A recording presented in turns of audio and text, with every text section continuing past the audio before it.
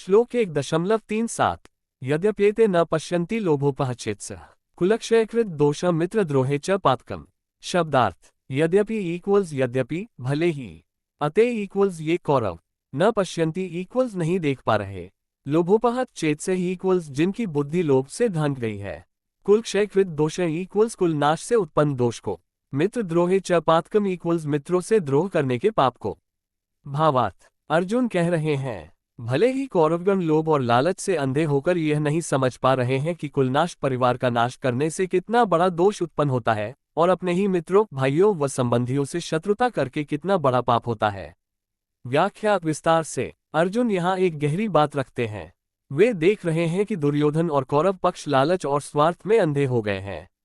उन्हें केवल राज्य और भोग की इच्छा है, इसलिए वे धर्म और अधर्म का भेद समझ ही नहीं पा रहे।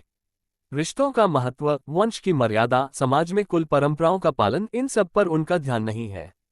लेकिन अर्जुन ये कहते हैं कि यदि वे कौरव पाप को पाप नहीं मानते तो भी हमें पांडवों को धर्म का पालन करना चाहिए, क्योंकि सच्चा धर्म वही है जो लोभ से ऊपर उठकर सत्य और न्याय का मार्ग चुनता है।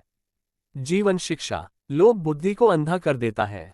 जब मनुष्य लालच में पड़ता है तो उसे सही गलत का ज्ञान नहीं रहता। दूसरों की गलती हमें भी नहीं करनी चाहिए। यदि कोई अधर्म कर रहा है तो हमें उसकी नकल नहीं करनी बल्कि धर्म का पालन करना है। परिवार और रिश्तों का महत्व। धन और राज्य के लिए परिवार का नाश कर देना सबसे बड़ा मूर्खता और पाप है।